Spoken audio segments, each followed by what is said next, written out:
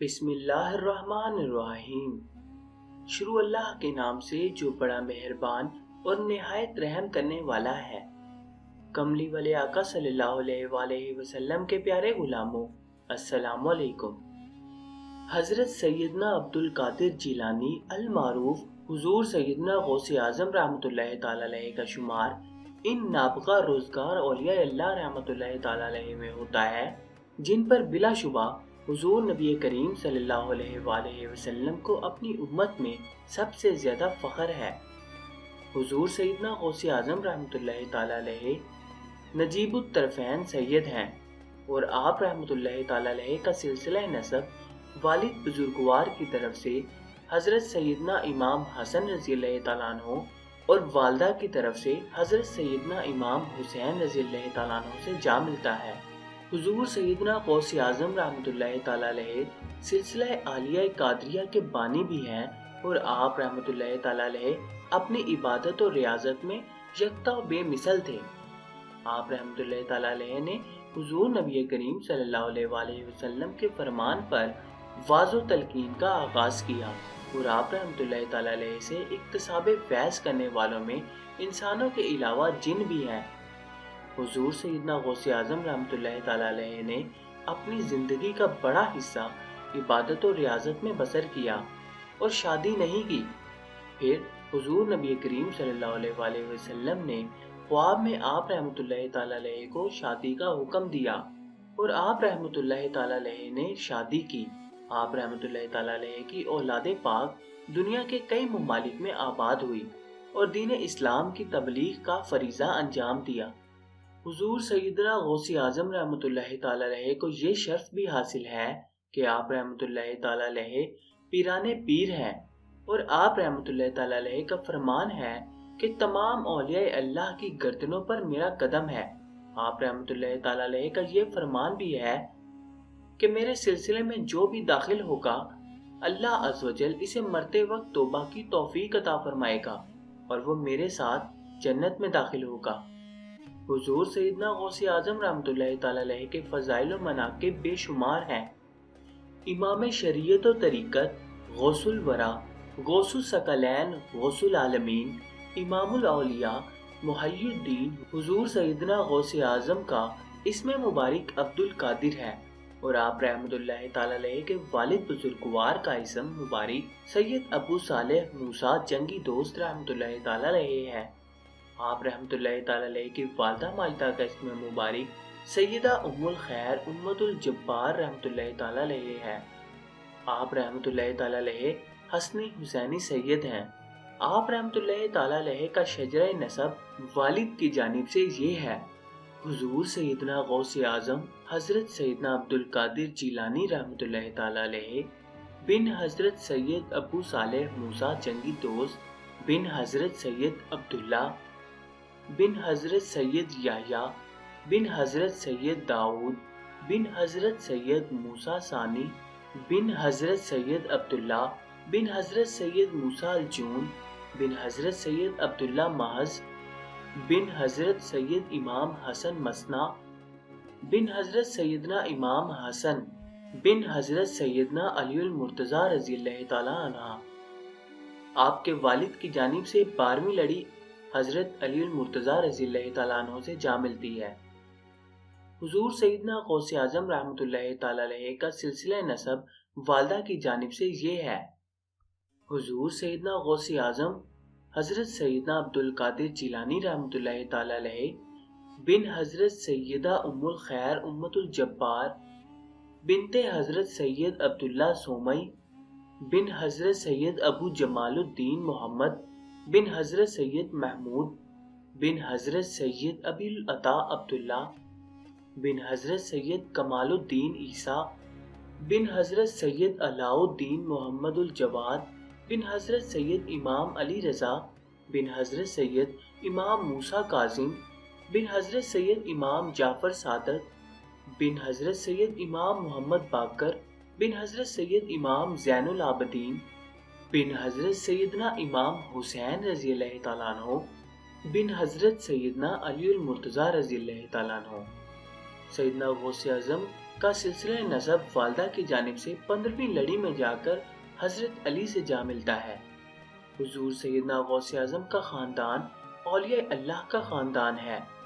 آپ رحمت اللہ تعالی علیہ کے نانا جان، دادا جان، والد ماجد، والدہ ماجدہ، پھوپھی، بھائی، صاحبزادگان سب اولیاء اللہ ہوئے اور تمام حضرات صاحب کشف و کرامت تھے۔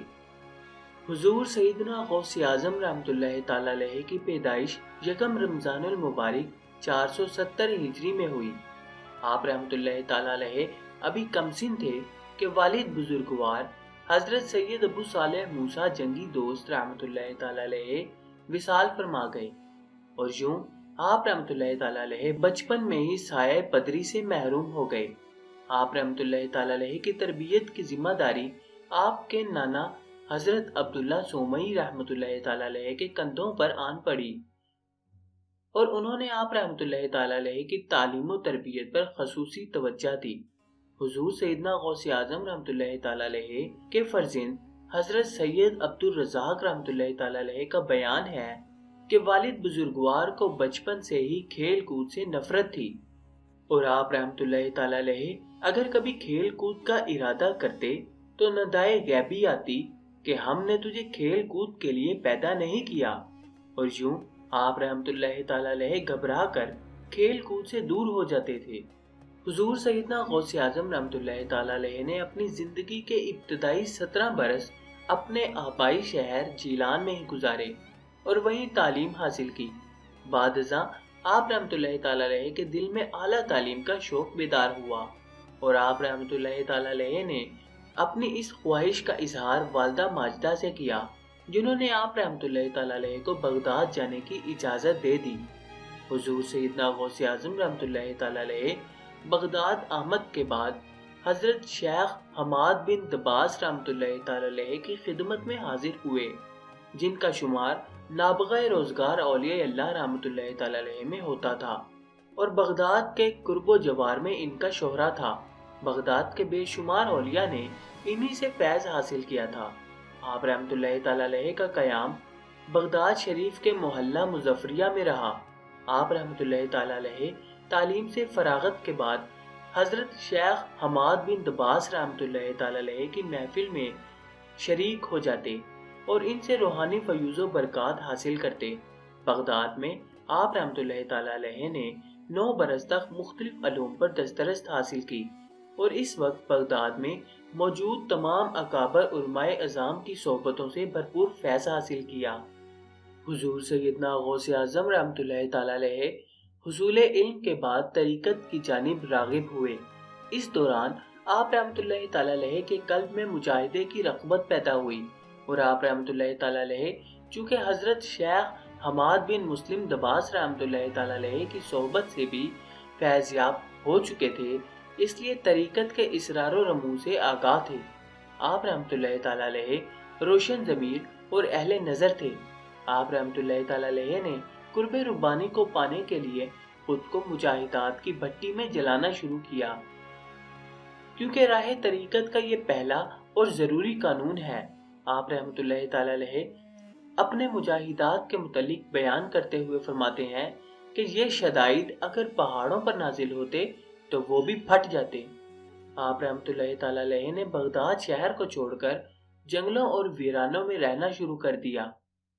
حضور سیدنا غوث اعظم رحمت اللہ تعالی علیہ نے حضرت ابو سعید مخزومی رحمت اللہ تعالی علیہ کے دست حق پر بیعت کی سعادت حاصل کی، اور سلوک کی منازل طے کرنے کے بعد خرقہ خلافت سے سرفراز ہوئے۔ آپ رحمت اللہ تعالی علیہ نے بغداد میں ایک مدرسے کی بنیاد رکھی، اور اس مدرسے میں آپ رحمت اللہ تعالی علیہ بطور مبلغ، مفتی، معلم اور روحانی پیشوا کے فرائض انجام دیتے تھے۔ آپ رحمت اللہ تعالی علیہ کے خطبات لوگوں کی زندگیاں بدل کر رکھ دیتے تھے۔ آپ رحمت اللہ تعالی علیہ کے دور میں تمام علماء و فقہا آپ رحمت اللہ تعالی علیہ کی عظمت اور علم کے قائل ہو چکے تھے، اور دور دراز کے علاقوں سے لوگ کثیر تعداد میں آپ رحمت اللہ تعالی علیہ کی خدمت میں فتاویٰ کے لیے حاضر ہوتے تھے۔ آپ رحمت اللہ تعالی علیہ لوگوں کے پیچیدہ سے پیچیدہ مسائل کا فوری شرعی حل انہیں بتا دیا کرتے تھے۔ हुजूर सैयदना गौसे आजम रहमतुल्लाहि तआला अलैहि की अज़वाज मुतहरात की तादाद 4 है। आप रहमतुल्लाहि तआला अलैहि की अज़वाज के नाम दर्ज झैल हैं। हज़रत सैयदा बीबी मदीना रहमतुल्लाहि तआला अलैहा, हज़रत सैयदा बीबी सादका रहमतुल्लाहि तआला अलैहा, हज़रत सैयदा बीबी मोमना रहमतुल्लाहि तआला अलैहा, हज़रत सैयदा बीबी महबूबा रहमतुल्लाहि तआला अलैहा। रवायात के मुताबिक हुजूर सैयदना गौसे आजम रहमतुल्लाहि तआला अलैहि की इन चारों अज़वाज से 27 बेटे और 22 बेटियां तौल्लद हुईं। आप रहमतुल्लाहि तआला अलैहि के बेटों के अलावा आप रहमतुल्लाहि तआला अलैहि की बेटियों ने भी तसव्वुफ के मैदान में आला मकाम हासिल किया। आप रहमतुल्लाहि तआला अलैहि की तमाम अज़वाज आपका बेहद अदब करती थीं और आपकी हर ज़रूरत का ख्याल रखती थीं। आप रहमतुल्लाहि तआला अलैहि अपनी बीवियों का खास ख्याल रखते और अपने जिम्मे इनके वाजिब हकूक में कभी कोताही ना करते थे। हुजूर सैयदना गौसे आजम रहमतुल्लाहि तआला अलैहि की उम्र मुबारक 91 बरस हो चुकी थी। आप रहमतुल्लाहि तआला अलैहि ने अपने घर वालों को अपने विसाल की खबर दी तो सबकी आंखों से आंसू जारी हो गए। आप रहमतुल्लाहि तआला अलैहि अब अलील रहने लगे थे। आप रहमतुल्लाहि तआला अलैहि की ज़ाते बाबरकात का फैजान जिससे एक आलम सैराब हुआ था, अब इसके जाने का वक्त आ चुका था। आप रहमतुल्लाहि तआला अलैहि ने अपने साहबजादे हजरत सैयद अब्दुल वहाब रहमतुल्लाहि तआला अलैहि से फरमाया कि तुम मुझसे दूर हो जाओ, क्योंकि मैं बज़ाहिर तुम्हारे साथ हूँ मगर मेरा बातिन अल्लाह के साथ है, और इस वक्त कुछ लोग यहाँ तशरीफ लाने वाले हैं, तुम इनके लिए जगह फराख कर दो। हुजूर सैयदना गौसे आजम रहमतुल्लाहि तआला अलैहि ने विसाल से कबल कलमा तैयबा का विर्द किया और फिर अल्लाह अल्लाह की तस्बीह पढ़ना शुरू कर दी और इसके साथ ही अपनी जान मालिक हकीकी के सुपुर्द कर दी। आप रहमतुल्लाहि तआला अलैहि का मिज़ार पाक बगदाद शहर के वस्त में वाक़या है और ये वही जगह है जहाँ आप रहमतुल्लाहि तआला अलैहि ने मदरसे की बुनियाद रखी और दरसो तदरीस के लिए मसंद इरशाद पर मुतमक्कन हुए।